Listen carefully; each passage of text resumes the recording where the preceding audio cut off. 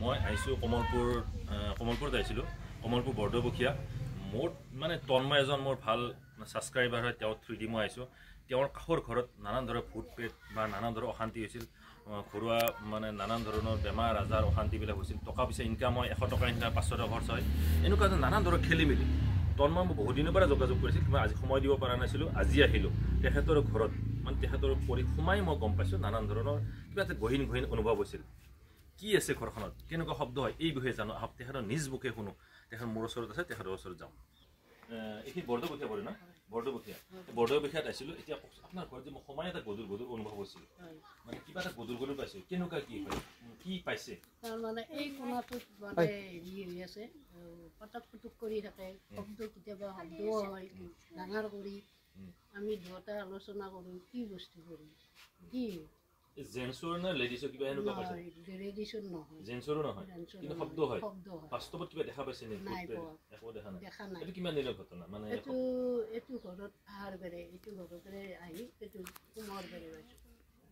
আৰু কিবা ঘটনা ঘটছে নেকি ঘটনা মানে এনে ঘৰত হাই কাজিয়া তৰ্ক বিতৰ্ক মানে অশান্তি হৈ থাকে আৰু অশান্তি হৈয়ে থাকে এইখিনিয়ে আৰু আপোনাৰ কিবা অসুখ হৈছে নেকি অসুখ বিসুখ মানে হৈ থাকে অনুভৱ নকৰোঁ আৰু এখেত বোৱাৰী আপুনি কেনেকুৱা কি পাইছে কওকচোন মই তাৰমানে এই কাপোৰবিলাক মেলি দিওঁ নহয় দিলে এনেকৈ এল টাইপত কাটি লৈ যায় এই এল টাইপত কাটে এনেকুৱাকৈ কাটি লৈ যায় বিচনাত দান দিছে আকৌ দেউতাকৰ চাত এটা আহিছিল পাতত মেলি দিছিলোঁ এনেকৈ কাটি লৈ যায় এল টাইপত আমি কিহে কাটে এইটো কি কটাটো দিনত হয় না ৰাতি দিনত মানে ৰাতিয়ে গম পাম যেতিয়া পিন্ধিব বিচাৰে তেতিয়া দেখা পালে কওঁ আৰু মই কোনে কাটি থাকে এনেকৈ কওঁ আৰু দেউতাকে বিশ্বাস নকৰে এইটো মানে কিবা কাপোৰত সন্দেহ নে ভূত প্ৰেতৰ কিবা গম পাইছে কিবা শব্দ হয় নেকি ইয়াতে এনেই মই শব্দ শুনা নাই যোৱা শব্দ অহা যোৱা কিবা ঘটনাবিলাক আপুনি গম পাইছে নেকি অহা যোৱা খবৰ নাই অহা যোৱা এইটো ঘৰত থাকোঁতে তাৰমানে সেই পিছফাল দি অহা যোৱা কৰি আছিল অলপ গম পাইছিলোঁ ঘোঁৰাৰ নিচিনা বস্তু এটা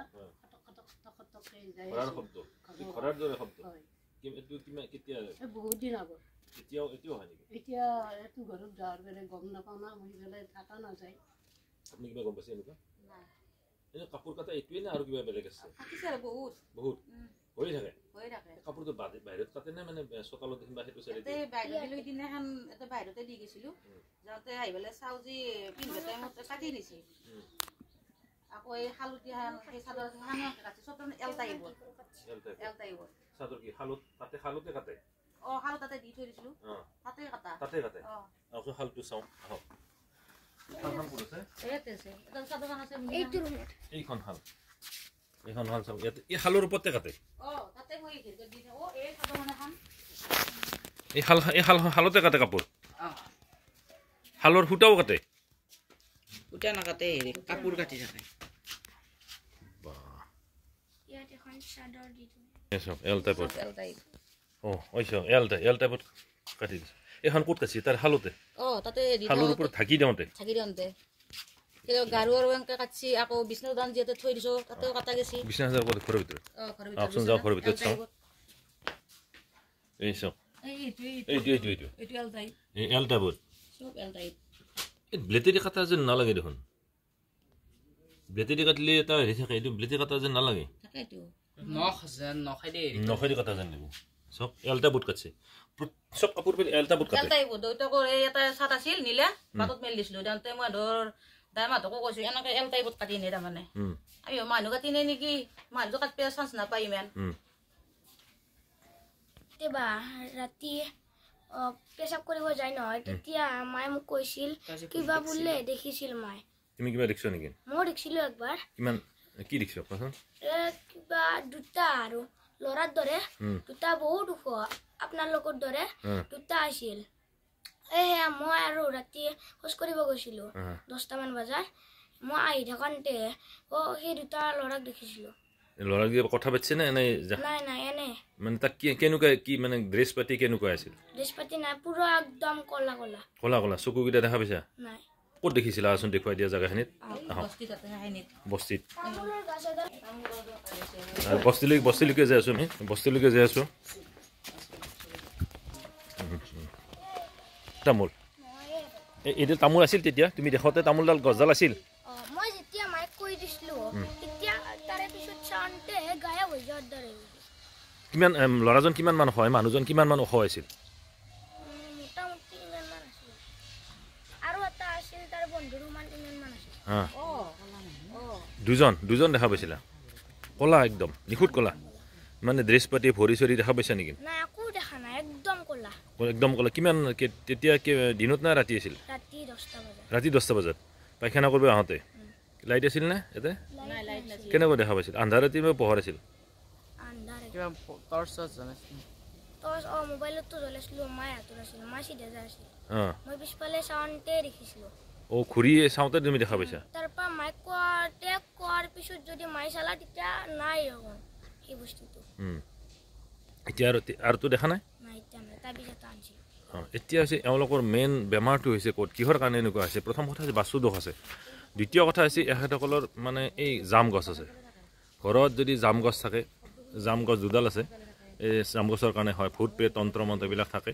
জাম গছ কৰ্দৈ চাইটান গছ শিমেলি এইবিলাক থাকিলে হয় ক'ত কি পায় মানে আমাৰ ঘৰৰ পিছফালে আৰু একদিন 12টামান বাজি গৈছি আৰু তেতিয়া মানে বাচন জানো পেলাই আছে হেৰি কৰি আছে সেনেকুৱা শব্দ পাইছিলোঁ আৰু একবাৰ মানে এইফালে কলবাত আহিছিলোঁ হানতে এই সেইফালে আৰু হেৰি যাতে গৰুই ঘেৰি খায় দানা খালি যি ঘেৰি কৰে এই গামলাটো বেলে মাত দেই সেনেকুৱা টাইপৰ শব্দ শুনিছিলোঁ বিয়াৰ পিছতে বিয়াৰ পিছতে আজি বেছি দিন হোৱা নাই 6 মাহ 7 মাহ মান হ'ল এইগিলা শব্দ শুনিছিলোঁ কিন্তু মই মেইন আপোনালোকক কোৱা মতে এই চাইড এই দোঘৰাটো দি মানে আত্মা আহা বুলি কৈছিল না ঘৰাদৰ শব্দ হয় বুলি কৈছিল যে এই চাইডতে এই পিনেদি আহা বুলি কৈছিল এই চাইডেদি একদম বেয়া জেগা প্ৰথম কথা হৈছে আপোনালোকৰ ঘৰটোত বাস্তু দোষ আছে দ্বিতীয় কথা হৈছে আপোনালোকৰ ঘৰত যিহেতু এই জাম গছ আছে জাম গছ কৰ্দৈ চাইটান গছ শিমেলি তেতেলি বগৰী এইবিলাক থাকিলে ভূত পেটবিলাক অপশক্তিবিলাক লম্বে সেইটোৰ কাৰণে আপোনাৰ গৃহস্থক নানান ধৰণৰ বেমাৰ আজাৰ টকা পইচা নানান ধৰণৰ ক্ষতি হ'ব পাৰে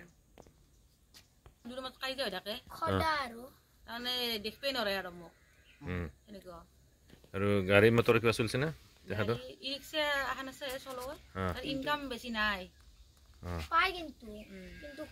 মালিকেও গম পাইছিল তাৰমানে এটা বগা আৰু মানুহ আমাৰ দৰমুখকেলি গৈছিল আৰু দৰমুখকেলি যাই পেলাই আকৌ গাড়ীখনৰ কাষকেলি গৈছিল লেডিজ বগা কাপোৰ পিন্ধি পেলাই যাই পেলাই ঘপককে নোহোৱা হৈ গৈছে এইটো কিমান দিনৰ ঘটনা আজি 6 মাহ মান ধৰক 6 মাহ মান হ'ল তাৰমানে এই দলঙৰ কাষত মানে এটা সেই মাইকী সেই হেৰি হৈ মৰিছে নহয় তাৰ পৰা সেই কৰা বুলি কৈছে আৰু মানে ৰিপৰ্ট থকা বুলি কৈছে আৰু মই দিয়া যিখিনি দিলোঁ এই নিয়মখিনি কৰিব নিশ্চয় একদম চিয়'ৰ ছাকচেছ আৰু সিদিনাখনে এই আজি 15 দিন মান হ'ল মানে গাড়ী লৈ আহিছিল আৰু গাড়ী লৈ আহোঁতে মোৰ দৰে মাইকী এটা তাৰমানে দৰমুখেদি যাব দেখা পাইছে তাৰপৰা মোক কৈছে তুলিকা কোন এটা আহিছে নেকি মই কৈছোঁ মই এইটো যোৱাই নাই তাৰপিছত আৰু মাইকী এটা ঘপককে নোহোৱা গৈছে ছায়াৰ দৰে মোৰ দৰে আৰু মোৰ দৰে দেখা দিছে তুমি কি দেখিছা না তাৰমানে আপুনি যেতিয়া আমাৰ ঘৰত আহিলে তাৰপিছত আমাৰ খুৰীমাহঁতে মোৰ লগত মোক সুধিলে আপোনাৰ কথা তাৰপিছত মই ক'লোঁ আপোনাৰ নাম্বাৰটো দিলোঁ তাৰপিছত আপুনি এতিয়া আহিল তাৰমানে ইহঁতৰ ঘৰখনত তাৰমানে সদায় অশান্তি হৈয়ে থাকে আপোনাৰ তাৰমানে হাই কাজিয়া তৰ্ক তাৰপিছত এইবোৰ হৈ থাকে তাৰমানে কোনো এটা মানুহৰ লগত কাৰো মিল নাই টকা পইচা উপাৰ্জন হয় যদি 100 টকা উপাৰ্জন হৈছে সিহঁতৰ 600-700 টকা সিহঁতৰ হেৰি হৈ যায় আৰু অলপ জেগাটো অলপ বেয়া হৈ আছে তাৰমানে বেমাৰ ব্যাধি বহুত হেৰি হৈ থাকে সিহঁতৰ তেখেতসকলৰ ঘৰটোত পূৰা বাস্তু দোষ আছে দ্বিতীয় কথা হৈছে এহেঁতৰ মানে যিটো জাম গছ আছে জাম গছ থাকিব নালাগে ঘৰত এহেঁতৰ মেইন ৰাস্তাটো দেখুৱাইছোঁ সেইটো আচলতে এই দুৱাৰমুখবিলাক মানে কিবা যে বেৰা এখন দিব লাগে এই ৱালৰ পৰা এইটো ঘৰৰ পৰা আপোনাৰ এইখিনিলৈকে কোনো ধৰণৰ এইখিনি ফ্ৰী এহেঁতৰ দুৱাৰমুখটোত মানে কোনো ধৰণৰ বেৰা চাৰা নাই এখন বেৰা থাকিব লাগে এনে ৱাল হিচাপে থাকিব লাগে বাউণ্ডাৰী ৱাল গতিকে বাঁহৰ বেৰাও থাকিব লাগে কিন্তু এহেঁতসকলৰ বাউণ্ডাৰী হিচাপে নাই এইডাল গছবোৰে একো দোষ নাই এইডাল গছত কোনো দোষ নাই